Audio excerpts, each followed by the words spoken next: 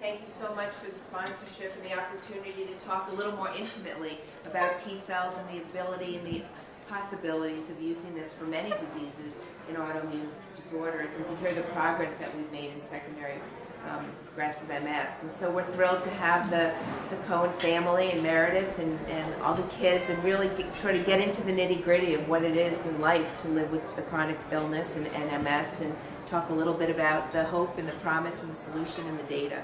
So anyway, with that, I appreciate everyone being here, and I'll turn it over to Neil. Yeah, thanks, Robin, very much. I think we're all thrilled to have the Cohen family join us for lunch. As I said, it was kind of an easy choice for us to kind of facilitate the discussion in a cozy atmosphere, cozy setting. And we wanted to keep it kind of intimate, interactive. I certainly won't do much of the talking. I'll kind of facilitate some questions to the family. Obviously, as you've gotten to know them perhaps this morning, as I said, I've gotten to know the parents over the past few months a little bit more, and truly wonderful people despite their despite the hardships of a key member of the family.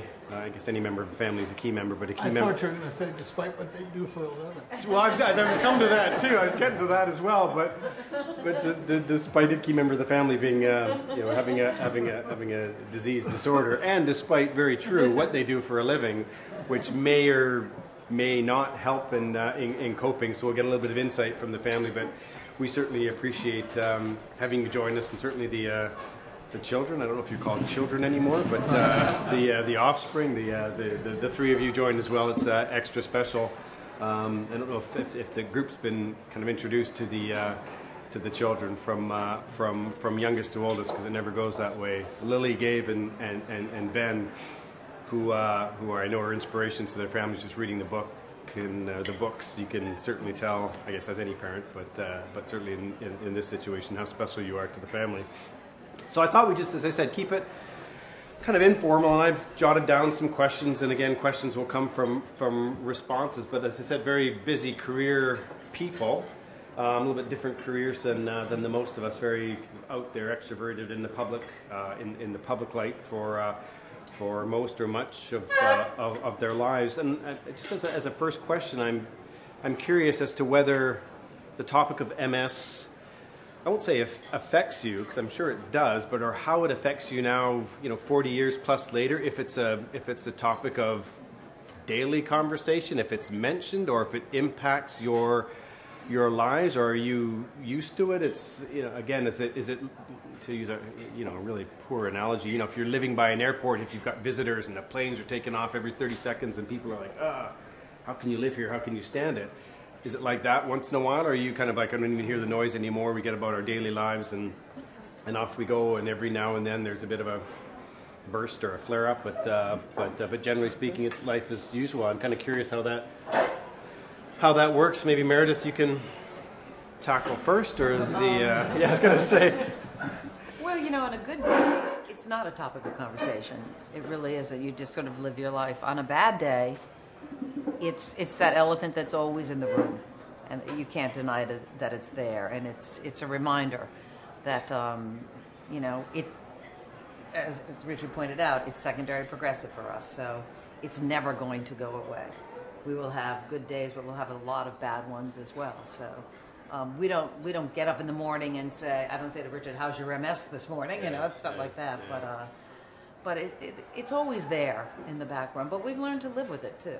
And I think through our coping mechanism is humor. We use a lot of humor in our house, and I think that's what clearly helps us out. I think you might also get different answers from different. I was going to people. ask. I mean, what do you guys? Stop 1 second. Yeah, it's.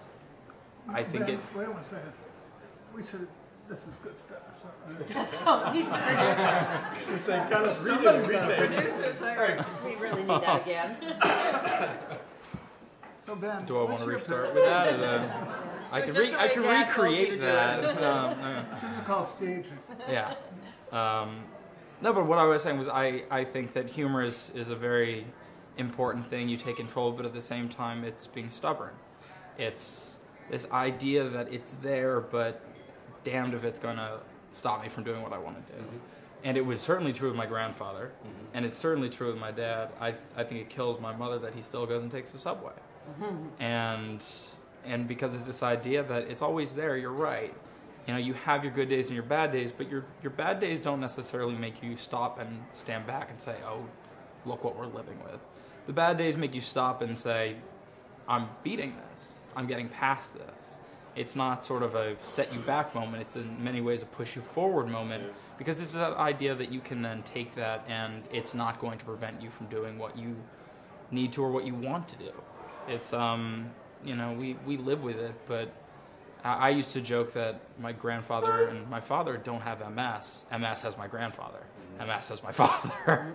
You know, they have to deal with them more than they, you know, end up having to deal with the disease. So. Yeah, I think Ben's absolutely right. It's not something I really think about on a day-to-day basis, and I have to say, going to college was a big thing. Having it sort of removed from my life for a time. Coming home, sort of the first couple times, felt strange, but yet, especially as I do it more and more, it really is just, it becomes part of who we are, part of our family, and it's just not something. It's something we live with, and exactly what you said. I never think of it as his MS or anything. It's just sort of part of our lives. It's something we deal with, and we deal with it however we can. Lily, do the three of you talk together about it away from the parents? Do you kind of talk when you're home together, realizing you're not home that much together? I mean, I'm sure we've had conversations in the past about it, but those would really only happen maybe in incidences that really aren't that common, you know, like I think that everything that everyone is saying is completely correct, and that, you know, sometimes you have bad days and it's something that you need to address, and there's nothing wrong with that, but overall it's just something that's there, and it's not above everything else. It really falls to the bottom of the totem pole and what is really important and what needs to be addressed in our lives, and probably there are bigger problems that we are doing that they need to address than that. That issue. That we'll address later. But, you all leave the room for a minute. But I think that it's something that at this point, you know, when there aren't, you know, instances of hard days, like the most I've ever felt affected, you know, other than when I was younger, and maybe it felt like more of an issue, is okay, so as a family, maybe we don't go on vacation skiing or something like that, but that's not something that I would consider a hardship. Which that's your mom that says that, not your dad, right? Exactly. Not that she can ski, but do you guys actually get inspiration from your mom and dad? As I said, you know, I kind of read the books, and I certainly do, but kind of living with them, are you inspired the way they manage this, or is it? Oh no, I'm sorry. I think it permeates everything that we do, but I think it's just helps define who we are. I mean, I think that growing up with this, and especially learning to speak about it. Yeah. You know, this was, and maybe this is a product of having parents that were in the limelight, so it came out no matter what. You couldn't hide this. But I don't think inspiration is the right word. I just think they rubbed off on us. I think the apple didn't fall far from the tree, and they always taught us that you talk about this. Yeah. This is out there, and you could someday have this, and if you don't have this, you could have something else. But you talk about it, and you move forward as a family, and so I think that's what really it is. It's not that we look at them with this sense of awe. We look at them as saying we believe in them. We believe what they've taught us, and it's something that is, you know, on us, and that we then use to live our own lives. Are you guys like that? Do you talk more now about, you know, stuff that bothers you, stuff that troubles you? Because I know we have three boys and very different personalities, and some will talk more or less, and they're a little bit younger. But you find yourself, it's hard to know whether you would have done that in the past, but coming forward with stuff that's bothering you at school or this, that, and the other, much more now than you think you might have because of? Well, I think we're very open as a family, but I'm not sure. See, it's hard in these moments to talk about it and sort of see it through this lens of the illness or what we deal with, but I think that's just sort of, and as Ben said, I think that this has sort of rubbed off on us as an experience, as a life experience. But I don't think that, perhaps that has made us more open, but I think that it's just become, you know, who we are, and I think that we are happy to talk openly about this or anything else. No, that's really a wonderful attitude. What's interesting is I think that our children opened us up. I mean, Richard never talked about his MS at all. I mean, touched on that when I spoke earlier, Yeah, that yeah. he knew that if he ever mentioned it, he probably couldn't get a job. And most of our friends did not know. Close friends did, obviously, but when we moved out of the city to our community that we live in now, nobody knew. In fact, I'll never forget telling somebody, and this is mentioned, I think, in your book, we were at, I think, a baseball game of Ben's. He was a little guy. And That's when I first had a cane. yeah, and you first had a cane, and one of the moms asked what the problem was, and I said, Richard has MS, and she went, oh, thank God, we thought he was a drunk. Because he stumbled so much, I thought, and she said it to me, I was like, oh, I said, well, he is a drunk, but that's not the point. But so that didn't get us to really tell the kids, because they were little. Yeah. But it was Ben, really. I was sitting in Ben's room, Ben and Gabe, and Ben was 6 or 7, and the lights were out, and you're having conversations with your child, and all of a sudden Ben asked, what's the matter with Dad? And we hadn't said a word, because they were little. We didn't know when's the right time, and I don't remember what I said. I finessed it a little bit because I wanted to talk to Richard before we had that conversation, but I went in and said to Richard, we really need to deal with this as a family, because kids are smart, and they sense when something's off. And we decided then and there that we were going to explain it in a way that was understandable for a child and didn't scare anybody. And we started then opening up as a family. That's interesting. So really the kids got us to. Because I read also that it was, I think, Richard, you were like your father in, keeping silent, keeping quiet, and again, partially for the job reasons, obviously, but I think seemed to be more your attitude. And then I think, Meredith, you said when you were on The View, hosting The View, and it was an opportunity to talk more publicly about it. And it's interesting, Richard, how did you have to make a big effort to kind of, because again, growing up with a father that seems very strong, very much like my dad, it's like, yeah, don't want the neighbors to find out about that, don't tell them about this, that, and the other, and it's kind of what was inbred in me a little bit in a different circumstance. But did you have to make a conscious effort to be uncomfortable for those first external discussions? What I remember most clearly as a moment where things changed was when I had cancer for the second time. The New York Times, Science Times approached me because I'd written for them about writing some essays about coping with both MS and colon cancer.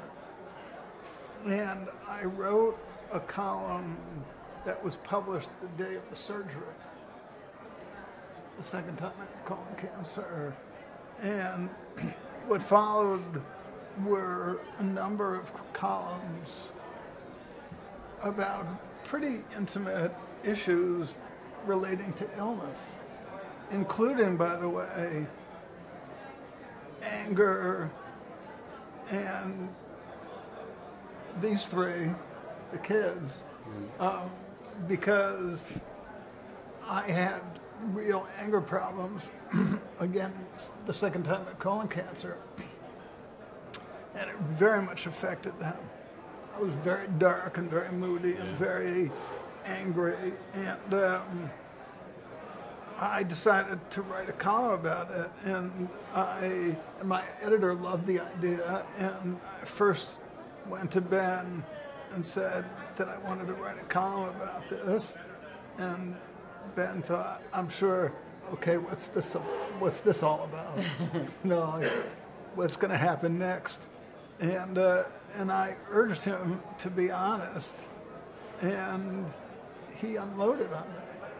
I mean, really, angrily, and Gabe saw the blood coming under the door and came in with his hatchet. And then I talked to Lily, and they were both very, very open and honest about it. And my editor called me and said that she was moved to tears, and not by me in any way, but by their words. And I think that began a process for me, because Meredith had come to me and said, you've got to stop this. Mm-hmm. You're hurting the people you love and the people who love you. And I think somehow it's the only time I'll ever thank the New York Times, I think. But I think writing those columns, which led to Blindsided, the book and everything, made me a much more open person. You know, I found myself going from silence to writing in pretty intimate detail some stuff. As a matter of fact, my editor, HarperCollins, then my publisher, took me to lunch and asked how I felt, and I said, I feel naked. I want to go into a witness protection program. I want to change my identity and vanish. And but I think that changed me, and in a funny way changed the culture of the family, don't you? Absolutely. And what's the kind of the mood today? Because you go through, you know, you talk a lot about different emotions. Anger's certainly there. You know, acceptance, denial, frustration. I mean, are these all kind of now merged into one Richard Cohen attitude, or do you find yourself, you know, being not elated, that's not the right word, but kind of accepting one day and then furious the next week, kind of up and down? Is it cyclical, or do you manage them all together? And you're look, I still have some of those issues, and it's sort of humorous, I think, that my anger makes them angry. Lily, it certainly makes you angry. And the humorous part comes in. Well, but the only thing I want to say about that, in my defense perhaps, is that it's never been, ever, I hope, been anger directed at a person. Yeah. You know, it's never been anger taken out on somebody. It's been my inability to control my frustration, I think. And it's always the little things, you know, when you can't, you know, when you spend 30 minutes trying to button a shirt, you know, or 15 minutes trying to tie your shoes, that kind of thing. It's the stupid things, and it's the probably inconsequential things that make me react. But I think when I react, you guys react, don't you? Aren't I being accurate there? Yeah, I think so. But I think that I I get angry. But I think that I consider it, well, because like you just said, because of like what you just said about how it's always the little things and it's always the stupid things, I think the reason that I always sort of respond when you have that kind of response to it is because I feel like you've both raised this very much in a great way with this sort of attitude that you shouldn't sweat the small things, and you shouldn't let the stupid things upset you, and that like you shouldn't let yourself be held back by illness or by any other, you know, issue like that. And that when I see you get angry, I'm angry in a supportive way. Like I'm trying to get angry so that you can, you know, sort of hopefully in my mind recognize that you are getting angry over, like you just said, a small thing or a stupid thing, and that sometimes it's frustrating to not be able to do that. And I understand that, or I understand that it must be frustrating. Obviously, I don't have the issue myself, but that even if it, you know, is difficult to handle the small, annoying situations, like there's no problem with asking for help, and that rather than get angry, you know, kind of got to face it in a different way, in my mind. Well, and building off that, I think part of something that we've employed, and I think everybody really employs, is that you rely on the people that you care about to call you on your anger, to call you on your, you know, on your demons, for lack of a better word. So I don't think it's necessarily, when you say that you get angry and now we get angry back, I think it's that we, you know, when we're little, we don't really know how to stand up to a parent. And now we know how to stand up, and you know, in the moments when someone is down and needs that kick in the butt, now we have the ability to stand up and say, just stop complaining. We could just get it done. He doesn't ground you anymore? It doesn't work anymore. He tries. It just doesn't work anymore. But I think that's what it is. I think now we have this, you know, after going through all this, together in some ways, but I mean, you know, you go through it individually, but together as a family as much as possible, you have this ability to be able to tell what's an issue and what's not really an issue, and sort of calm things down or yell at them and put them back into place. That's, you know, the way I think about it. Yeah, no, that's a good point. And Meredith, you seem to, I don't know if tough love is the way, but again, look at some of the examples, you know, when Richard would get frustrated about, I mean, driving's often used in your inability to drive the car and always passenger in the seat, and it's, you know, but, you know, I want to drive kind of thing, but you seem to be very much, you know, tough. You can't sit down, get in, let's go. And you're, I don't know if it's tough love, but you're, you know, not sure what the word is, just kind of not giving into the sympathy or the empathy and kind of getting into the wow, that, or did you? You see, I mean, you had a very busy life and 3 children to run around with. I think it's a line that you walk. I mean, you know, when Richard, for the longest time, I don't think you do it anymore, but he loved the idea of jaywalking, you know, in Manhattan. And I'm thinking, he can't see the damn cars, you know, and they're coming fast. But it was like this defiance in him, and it drove me crazy. But then I understood why he did it. I mean, it was that anytime he could take control, he would. But then I felt there was a certain irresponsibility that came with it. And we would have these conversations that I don't want him dead unless I kill him. I don't want a car to kill him, you know.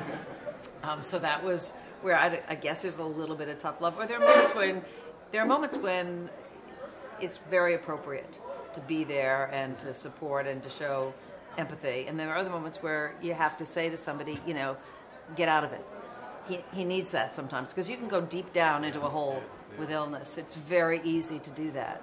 And I think sometimes you need somebody to shore you up and to remind you, this is, as the kids were saying, this is a little problem. Let's deal with the big ones. You know, there are times when Richard has fallen in the evening and we're sitting on the floor together 2 hours later. And then I tried dragging him, and then we just sort of laugh. I mean, because there's an absurdity to it. You know, as upsetting as it is, somehow the humor comes out at some point. And that's how we get through some of those moments. So it's really a combination of laughter when it's appropriate, tears. You saw me today. I mean, it's always there for me in some way, you know, always. And I look at this guy and the strength of character he has on every level possible. And I also think, why was he dealt this hand? Why was he dealt MS? Why was he dealt 2 bouts of cancer? I mean, this is a guy who really is an amazing person. Do you still ask those questions to whomever, kind of why us, why him? A little bit, but it's pointless. Yeah. It's pointless. Everybody has something. Everybody has something. But and look what we have. I think it's pretty damn good. So, oh, I shouldn't say that. Yeah, Rob. Stand back. It's pretty darn good. I think we feel very strongly. Edit. I think we feel very strongly that we don't ever want to be victims. No. I think being a victim is death. I think that we all meet people who do that. We all meet people who, whatever their problems, say, why me, you know, and feel sorry for themselves and cut themselves a lot of slack. And I think generally speaking, one of the values in our family is not to cut ourselves slack, but to push in a good way, you know. And I mean, you guys are success stories not because of us, but because of you, you know, and what the 3 of you, each of you has achieved. But again, you're part of that culture. You're part of that family culture that really honored success. And Do you think that sickness in a way helped that? Because I was going to say, you know, not because of you, and it's almost despite your parents in a good way, though, just despite their careers, you know, with well-known public figures as parents, there's a lot of children that kind of go off the rails. So do you think that's in part, obviously good parenting and the like, but do you think that's in part due to the, you know, the illnesses that you've had to struggle through, that it makes you 3 such strong characters and successful at a young age that you are? Well, I think what's happened is at least this has been true for me, it's that, we use the word normal today. We're normal. Yeah. Like, there's no other way to say this. We're normal. Every family has stuff they deal with. Every person on an individual level has stuff they deal with. We have our things, and, you can play the game of who has more or has less, but you're normal. I think what's happened is, instead of thinking ourselves in this box, we've redefined our normal.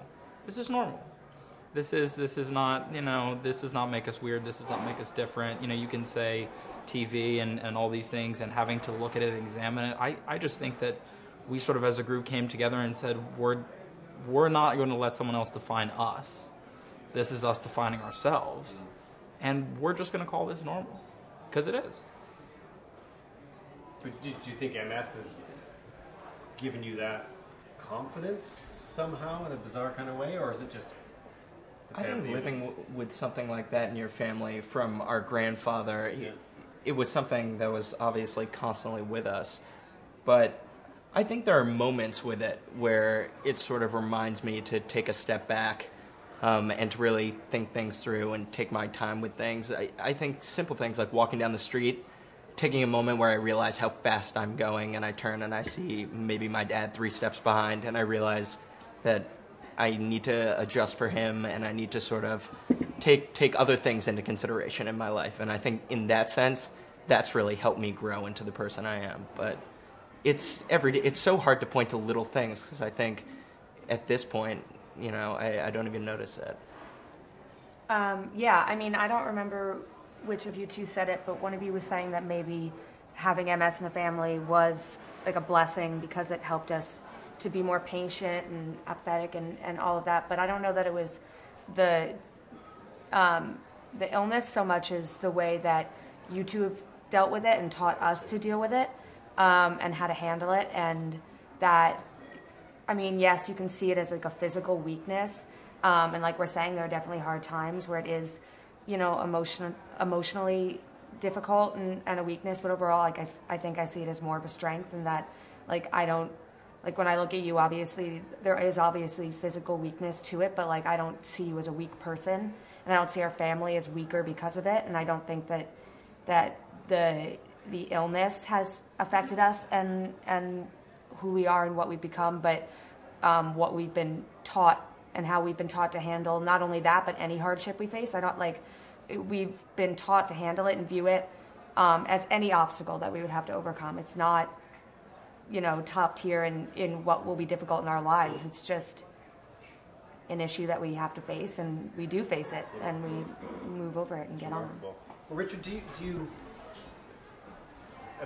not believe it, but what Lily just said, which is pretty eloquent, kind of the physical disability, which is evidence, but it's you're still a strong person and still, their father. But I know you struggled with that, before, kind of not being your children not seeing you as the athletic, fit guy doing the marathons and running around. Therefore, in your children's eyes, were you, less of the strong, tough male father figure, and it didn't surprise me reading the book, but I guess it's an obvious, maybe more from a male perspective. But was that a strong belief years ago? Is it still there that, somehow you kind of haven't been the alpha male of the family as much as you'd like to be, or, physically? Well, I think it's been mitigated by time. I think time passes, kids grow up, and all of the things that I was so aware that I could not do, running and playing football and just all the physical things with the boys. Lily wasn't too interested in those days in that. So I think that's changed, yeah. I think, but I also think this is hard to explain because I don't think people who haven't lived with illness necessarily understand this. But when you have an illness, no matter how loving your family is, no matter how supportive your friends are, no matter what kind of a support system you have in your life, it's still very often a solitary experience. you know, and it doesn't mean that you're pushing anybody away. It doesn't mean that you love them any less. But, you know, it's said you die alone, and I think in a lot of ways with illness you live alone. And so I live with those demons sometimes. As far as kind of the jaywalking, and even you, I can't remember where it was in Syria or Israel, Palestine, when you were, you know, you approached the security forces on the street and not even seeing that they're guns while your colleagues are screaming at you because what are you doing? They've got guns pointed at you and you didn't even see them because you couldn't see. But I'm, you know, and then to the more it's the humor. It's not that funny. Yeah, I was going to say. No more wine at that table. But you know, and to the more, I don't know, simplistic, I won't say less dangerous jaywalking in New York. But I mean, in your mind, were you doing that to challenge yourself, to prove that you're tougher than your disease because you're just, you know, belligerent and kind of that way anyway, or was it a disease related? You know, screw this. I'm gonna jaywalk in New York because if I get run over, tough. But I can beat my disease by facing bullets and jaywalking. I think it was a very immature way of asserting myself, and I've grown up now, Meredith. You don't jaywalk in the city Not anymore? when I'm with him, ever. I really don't. No, I'm sort of over it. But you know, it's funny, when we got to Rome Monday, the last time we were here was 86, 87. And we have such fond memories of the city because you walked everywhere here. And Richard had this wistful moment where he realized, I can't do that. And he was sitting sort of by himself in the room, and I didn't quite know what was going on. He said, You mean just now? No, that when we then? arrived here Monday. Yeah, so yeah. And it was that realization that experience for us was over. So we had to now create a new experience. And I think also with the kids yesterday, they all arrived yesterday morning and wanted to go out to have breakfast, and then we were going to go to the Spanish Steps. And we went about a block and a half, and that was it for Richard. You know, so those little moments, it's just wistful. But then you have to create something new out of it. So we found a great driver, and we went around town. It's interesting, though, that those events, you know, kind of years later still occur, because you'd think that obviously coming to Rome, Richard, you know 86 years ago it's going to be different, so it's already in your mind that let's get a driver and do that, as opposed to I'm going to run up and down the Spanish Steps. But it's interesting that you get here and you have that moment of You still hope you can do not it. suffering, I guess, but yeah, as I said, I'm surprised. If you've read Blindsided, Yeah. you know how much I can live in denial, which is a wonderful coping mechanism because it allows you to live your life. But it's also sometimes a foolish mindset. But it's interesting because in the book you do talk about I was in denial. And I think for all of us, when you're in denial about something, it's a bad thing. You're hiding the facts. You're pretending something doesn't exist. But you kind of phrase it as whatever you said, the positive side of denial, which allows you to kind of get through life. So you're not denying that you have a disorder, but you're in a way denying that it's going to affect what you do in life. So turning kind of denial into a kind of a positive connotation. Well, when I worked in the news business, I covered wars in the Middle East and Central America. Now, would you say it's smart for somebody who's almost, in those days I wasn't quite legally blind, but I was pretty close to it, somebody who's got mobility problems to go into a war zone? John Hockenberry did it for NPR in a wheelchair. You know, I mean, maybe he's just as crazy as I am. I don't know. But I mean, I think you make your own. Sometimes, I think sometimes people rein themselves in too much. I think people construct defenses around themselves and don't reach hard enough and far enough. And I was determined to push and push and push.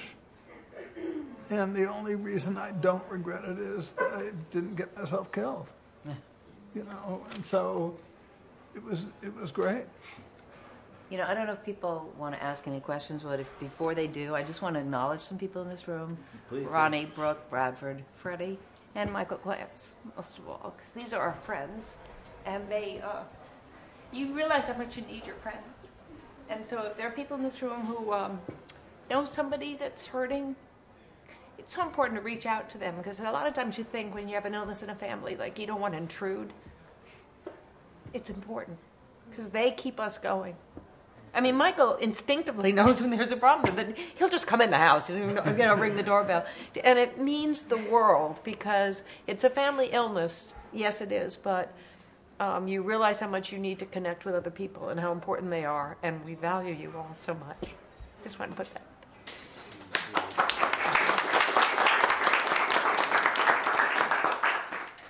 I'm not hung up on it, but I have to add at the same time that I've learned more about possibility preparing to come here. I mean, we were asked months ago, I don't remember exactly when, to participate in this conference.